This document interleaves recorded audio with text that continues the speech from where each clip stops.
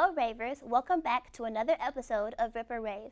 I'm your host, Lauren Dent, and today's episode is going to be a lot of fun. But before we get into it, let me tell you a bit about myself. I am a junior telecommunications and journalism news major with a minor in leadership studies, and ever since I was little, I've always had a passion for fashion. And of course, we can't start before I introduce my lovely co-host, Vanessa Brooks. Hi guys, I'm Vanessa. I'm a junior here at Ball State. I'm majoring in journalism news. My focus would be more so sports broadcasting, but ever since I could remember, I've always felt that fashion was a way for me to express myself. And next to Vanessa is our first guest, Ryan Bullington. You may also know him as Rhinestone. Hello, I am Ryan Bullington. I'm a fashion merchandising major here at Ball State, and I have a minor in marketing and a minor in Japanese. And I'm also a drag queen that goes by Rhinestone, and I do light performance and different flow performance, and I too have a passion for fashion. Thank you so much for being here today, and let's jump right in. So this episode is all about drag, the culture, the community, and of course, the fashion. And since we have Ryan with us today, we want to start by talking about the many looks of Miss Rhinestone at Spectrum's Dragmageddon drag show this past Halloween weekend. Yeah, well, basically with that, Sally Mae paid a lot of money for those outfits, so I really wanted to show them off. And I made a lot of them. Some of them I didn't make, some of them I altered. I just kind of really wanted to show what I've been doing the last year, how I've improved since the last show. And yeah, when it comes to drag culture, a lot of people don't really know drag queens apart. They just think we're all one, and I was like, I gotta do something so people don't call me the wrong name again, Right. or like call someone else me. Right. So yeah, it was just a fun thing to do, and I thought people would get a kick out of it.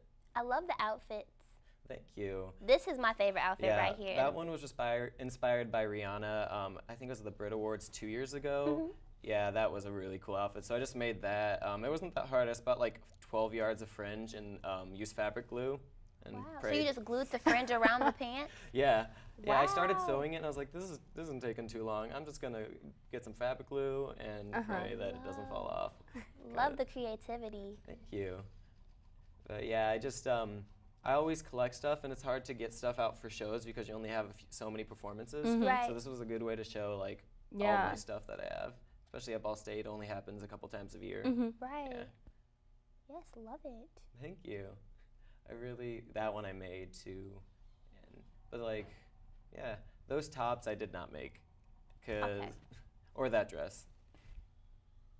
What about the white dress that you wear with the, I think you had like the little shoes that are like black and white? Oh yeah, those were from Gwen Stefani's line. Oh. And then that white dress was from Topshop, but I got them at like some shop in Chicago, like some secondhand store for like Yeah. 15 bucks. And I was like, this is real cute. Nice. I need to pair it with something else and wear it again because that was definitely just like a real fast costume change. And that shirt right there is The Kim Kim, Kardashian. yeah. Her crying. I really like favorite. her, but that dress is really funny. Yeah, as much as I like the Kardashians, like you can't help but make fun of them. Yeah, they make fun of themselves and Kim has a line of memes, so like I'm- I feel yeah. more than welcome. Right. Yeah. So how'd you get the like pattern for that shirt? That pattern, no, my friend Jenny Lieben, who actually runs, she's the vice president, and so she runs the fashion show. She got me that for my birthday. Oh, okay. She took a picture of it in a shop, and I was like, I need that more than anything Yeah. I've ever needed. And then she didn't tell me, and then she got it for me. Oh, that's a So, fun yeah. surprise. Nice. That was like based off of like 90s, like TLC. Yeah. You know, also that reminds me of Kylie Kardashian, Yes. or not Kardashian, Jenner. Jenner, yeah, the Jenners. Because she always wears the sweatpants with the clear Yeah. heels. Yeah. Kind of like Lauren's, but they'll be like, Well, like, yeah, everybody just Like is- open toe, yeah. yeah. Yeah, everybody's basically, I feel like the Kardashians at this point, they're like where everything comes from, and then we're just Yeah. like waiting, or like all the shops have the stuff like Right. 2 weeks after somebody wears it. Yeah, It's like- even my boss, she redid her dog's treats to look like the Kardashians jars. Have you seen those? How they like do their Oreos in a haven't round seen thing that. in a glass jar. And she's not the first person to do that. Do you know what I'm talking about? I've never seen that. They take like all their food and they put them in these clear jars and then they make like designs in them. So from the outside of the jar, you just see the design.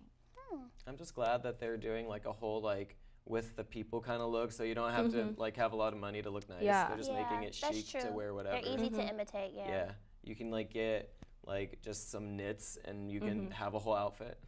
It's pretty nice. Even though we are a fashion talk show, drag is so much more than the outfits. So Ryan, what does drag mean to you? Drag to me is basically just an art form where you just blur the gender lines and you create whatever you want to. There's no rules to it. There's no right way to do your makeup. I mean, there's definitely drag queens who do it at different levels than other ones, but as long as you're going out there and you're making everybody have a good time, that's really all that matters. I really don't care what else you do besides that. So drag, a lot of people try to make it men dressing up like women, women dressing up like men, but it's just kind of a safe place for people to create art on stage and do what they love and show who they are. So Ryan, how did you become interested in drag? Pretty much the same way most drag queens like my age do. RuPaul's Drag Race introduced it to like a huge media to a lot of people who didn't really know drag. I always knew about RuPaul and I knew drag queens, but more in like a vague sense.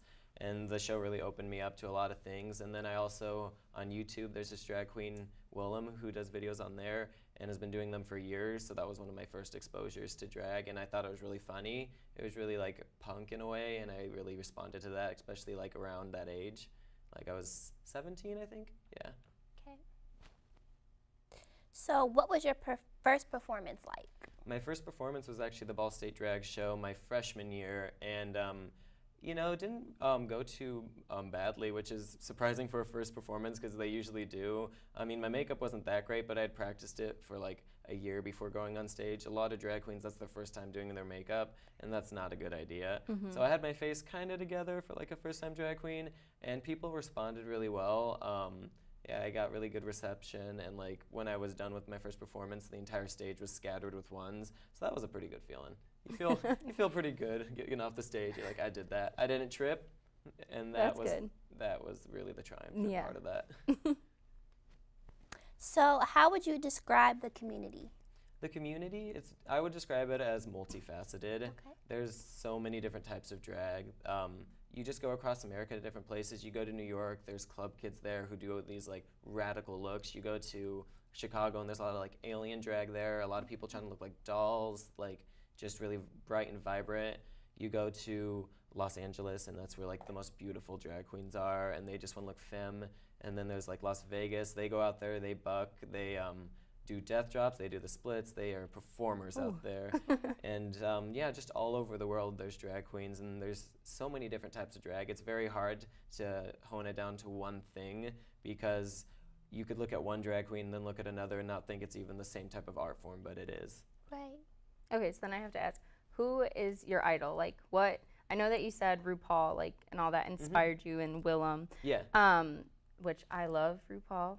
That is my show. But who like is your idol overall? Well, actually, I would probably say, I know it's probably cliche, but like RuPaul, because like as like a merchandising major, a business major, I look at that as a business model and like what he's been able to do, the professionalism. There's nobody else at that level who's doing drag. Nobody who has brought as much awareness to drag, even if you don't agree with all of his choices. Like there's people who don't agree with certain things that were said or done in different times of the show.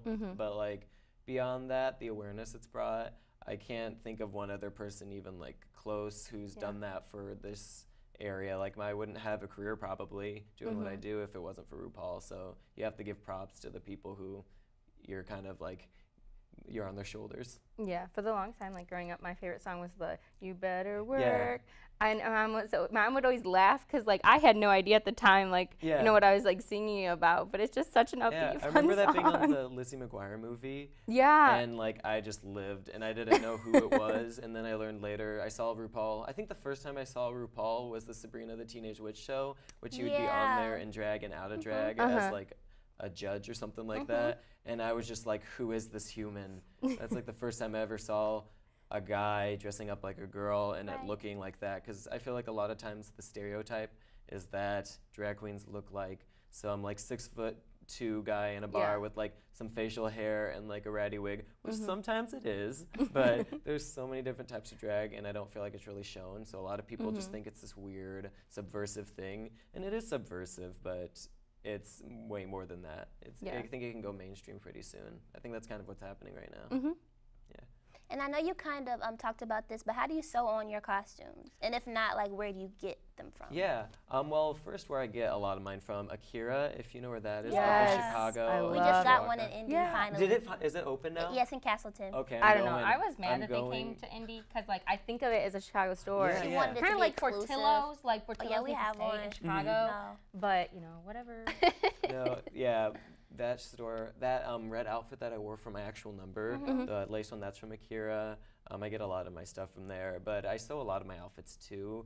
That really like shiny silvery dress that I had like tied around Yes, draping. yes, yes. I made that just a few days before. That like checkered pattern blue and white one that I had like tied around with the big like Yeah. pants. I made those.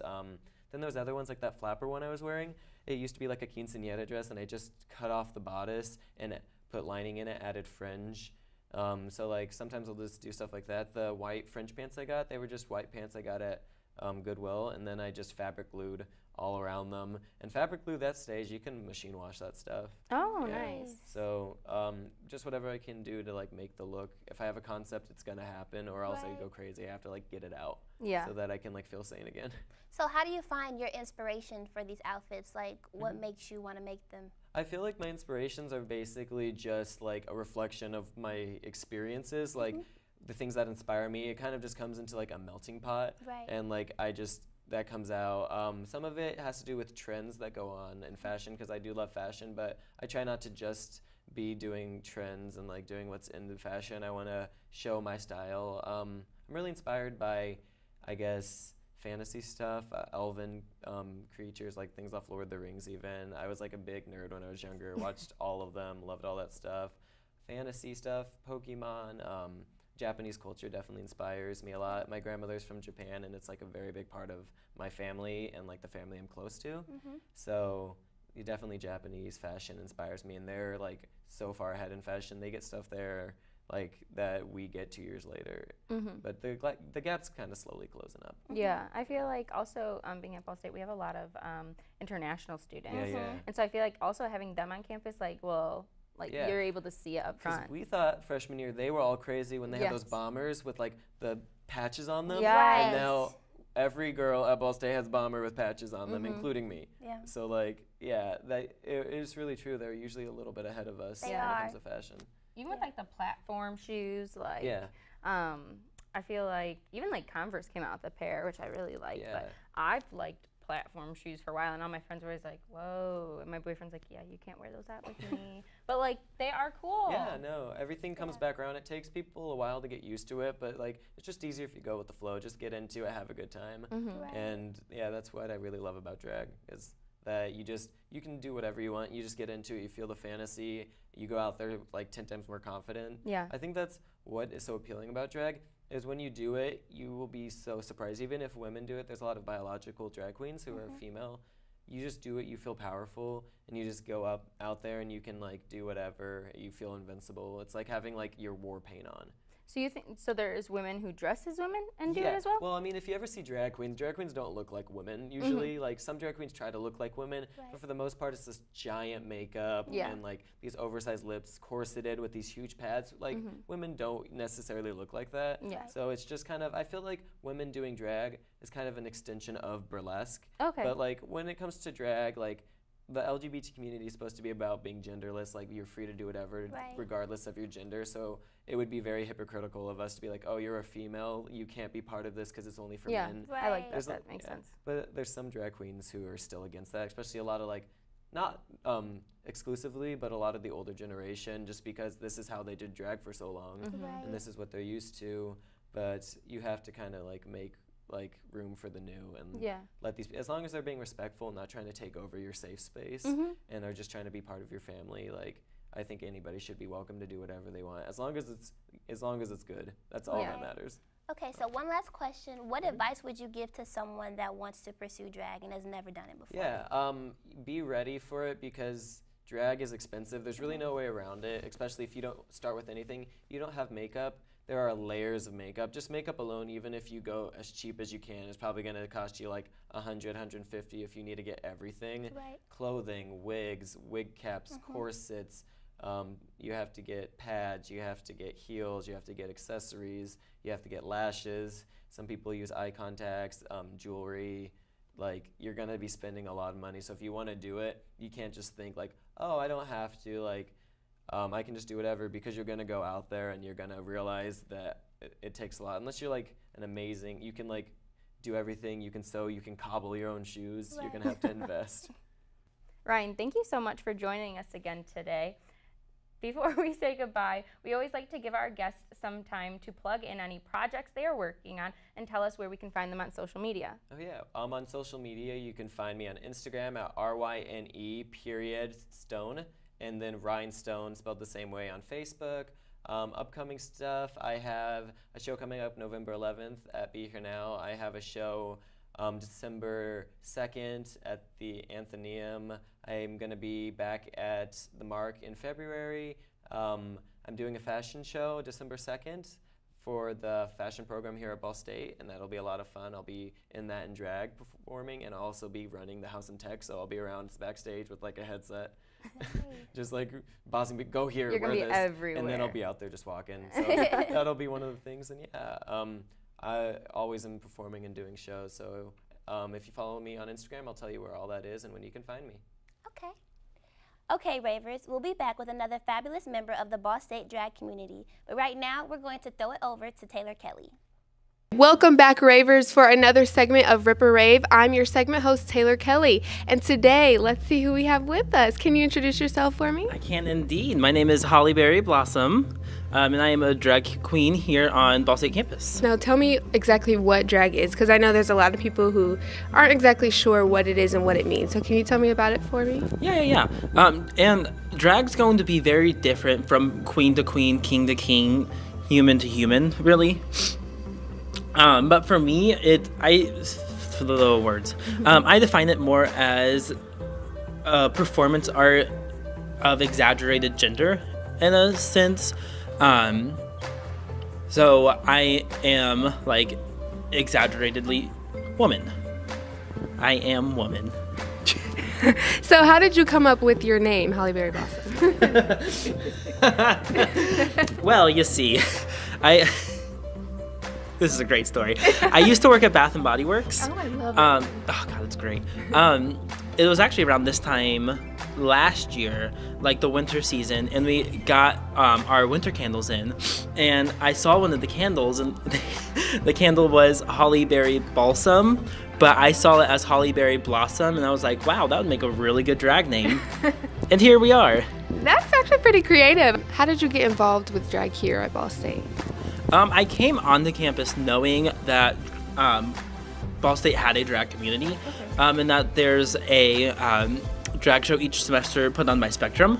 And so like when I got here, I was super excited to like look into that and kind of get into that group. And so my freshman year here, ooh, that's a tongue twister. I signed up to do the drag show. I got like kind of lessons from Rhinestone, because he's my drag mom. He, she, they. Okay, drag mom, you have to tell me what that means. So like in the drag community, there's like families, like the same way you have a family here. Well, have a family in general. So like typically the person that you learn drag from is your drag parent. And so since Rhinestone's a drag queen, she is my drag mom. Okay, that makes sense. When you came as a freshman, how did you get, like, where did you know where to go? Well, I knew Spectrum was the group that had the shows. And I had a couple friends that I met that were in Spectrum. So I was like, ooh, let's start going to Spectrum. And so the first meeting I went to, which was a little later into the year, they had like the last drag call out meeting, and I was like, yeet, and signed up for that as fast as I could. Okay, explain Spectrum to me for those people who don't know what it is. Oh, here we go. I'm the treasurer of Spectrum, so you get the whole answer. Okay. So Spectrum is the LGBTQ plus group on campus, and we meet in Student Center 310 on every Thursday at 8 p.m. And we basically just kind of provide like queer programming, queer lessons, activities. We're really a safe space for queer individuals. What's been your favorite part about being involved in Spectrum? Ooh, I just love the people. You find, in a sense of like from society, people surround themselves with like similar people, and so that's kind of what I've done here on campus. I've surrounded myself with other queer individuals, and I love being in that space and being able to be exactly who I am. Like, did you have any experience with drag before you came to college, or what made you say like, oh, I actually want to get involved with that? Well, the story I like to tell of me first like figuring out what drag was I was in high school at some point. I don't remember what year I was, but I was like just scrolling through my TV, and I saw RuPaul's Drag Race, and I was like, that seems interesting. What is this, about cars? Plot twist, not about cars. And from there, it's just kind of flourished into this wonderful fascination, obsession with drag. And so I've just kind of grown more and more interested in drag throughout the rest of my high school career. And so once I got here and was presented the opportunity to do so, I very much took it. Do you think you'll continue with drag after you graduate, and what ways can you still be involved with drag after you graduate? I definitely plan on staying involved in drag as long as I can. And there's many different like bars around Indiana, bars around the United States, bars around the world, that, well, not just bars, many places around the world have like drag shows, drag competitions, drag pageants. There's like a whole pageant system in drag. So drag's a crazy community. There's a lot going on. So what are some things that you would say to people who either A, don't know anything about drag and Spectrum and what you guys do, and B, just people who have like a negative connotation? What things would you say, what advice would you have for them?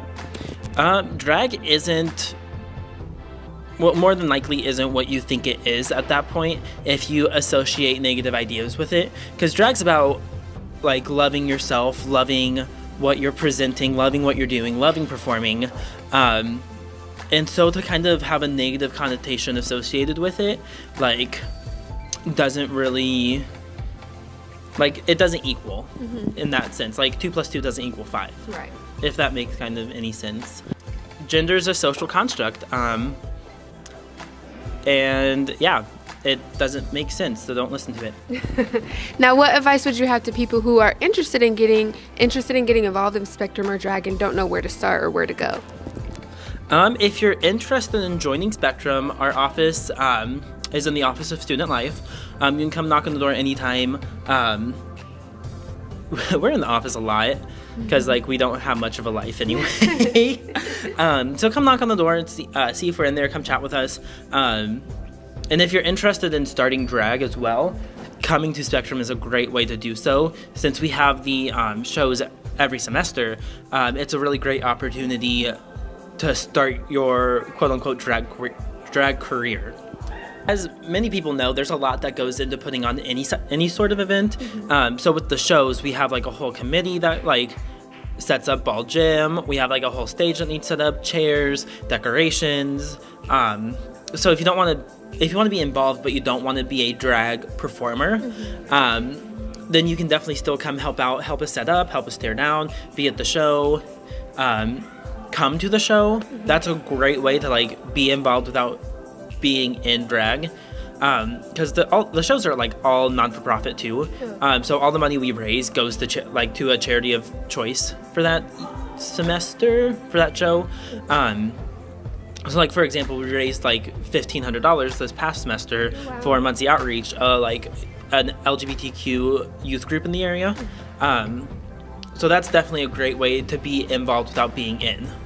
So my last question, you might have already answered this, is what is your favorite part, or what do you feel like you've gotten out of being involved with Spectrum and drag throughout your college career? My favorite part is coming more into my own skin and being more confident on who I want to be. Because growing up in a little town in Indiana, like, you're not really cultured. You don't really learn too much. So coming here, being in Spectrum, being like a drag performer, I've definitely been able to come into my own skin more and be more comfortable presenting the way I want to present. So even though like I'm a guy, I still wear makeup. I like, you see me roaming around in heels, even though it's not the most comfortable things to do, and not necessarily in a drag way either, and more of like, that's the way I want to just look that day. Right. Well, thank you so much for taking the time out for this interview. I greatly appreciate it. If you have any social media or projects that you're working on, feel free to say your usernames or plug your project. I was just about to plug my Insta, don't you worry. You can follow me on Instagram at holly_berry_blossom. Alrighty, thank you so much. And Ravers, we will see you for the next episode. Welcome back, Ravers. Joining us now, we are excited to have Seth Van Natter, aka Enigma Jones. Hi, I'm Seth. I'm a freshman directing major, and I really just love all different kinds of fashion. Like, especially, I like strong silhouettes, like violet tchotchke waists, like tiny. Thank you so much for joining us. Now, we just spoke with Ryan about the Dragmageddon outfits, so of course, we have to talk about yours. Tell us about your looks. Oh, so I was going for this like devil look because I thought that end of the world, like the devil would be doing something in that. So I originally had like a few different kinds of horns that I constructed for it that were very like serious and like big sculptural looks, but ultimately I was like, this is just a funny number and I shouldn't take this too seriously. So I went out to Walmart, got a cheap pair of like cutesy devil horns. It was like, this will add more of the comedy to it. Okay. That was like my main piece that I had to really tie the like whole number together. So what was your idea? Like, I know you stand up. Are you like fighting? Are you yelling? Yeah, my idea behind it all was that the election happened and the devil wasn't too pleased with the outcome of it because they ultimately want the best for the world. They just want to deal with people afterwards. So I got mad at what happened and basically destroyed the world because people made a choice that they didn't agree with. Your dress is very, very, very cute. How did you come up with that? Did you make it? Did someone make it for you? No, or? actually, I found it at Plato's Closet. Really? Yeah, it was super cute, and cute. I put it on like felt Kardashian vibes, Okay. like the tight black cutout. Like I loved it, so I thought it would be a really cute thing, and it showed off a lot of back and waist. I love cutouts. Cutouts are everything to me. Just a little bit like peekaboo, but not too much, you know? I really like that. What about the shoes? The shoes, I found those, I don't even know the name of the store, but they were on clearance, and I was like, these are some cheap boots that'll be easy to lip sync in, that I can just run around as I need to, so. I love how you all like go to like thrift stores and like find alternative ways to get your clothes because all of this is so expensive, so love the creativity with that. Thank you. Drag is a very expensive activity. Yeah. So from the other performers, who brought some of your favorite looks to the night? Some of my favorite looks were done by Aura Aurora, Avery Knight, and Holly Berry Blossom. Okay. So first let's take a look at Aura Aurora. First of all, I love this gold shimmery bodysuit. Very cute. Yeah, it really like complemented the blonde wig that she had really well, but poor girl, she had these like really cute shoes on that had like ankle straps, and then she like went down at the beginning and her feet popped out of them and she couldn't get them back in or take the shoe off. But she trudged through it like a champ, and it still was like an amazing look, even with the shoes like dangling from her feet. I was about to say, I don't even think I could walk. Like, cause these had the ankle things. If those popped off, I'd be screwed. Yeah, it was very similar to your shoe right now. Like, it was, she did really well though in her lip sync despite that, and it just looks so pretty altogether. I was a fan of the gold. Yeah, I do love the gold. All right, so next let's take a look at Avery Knight.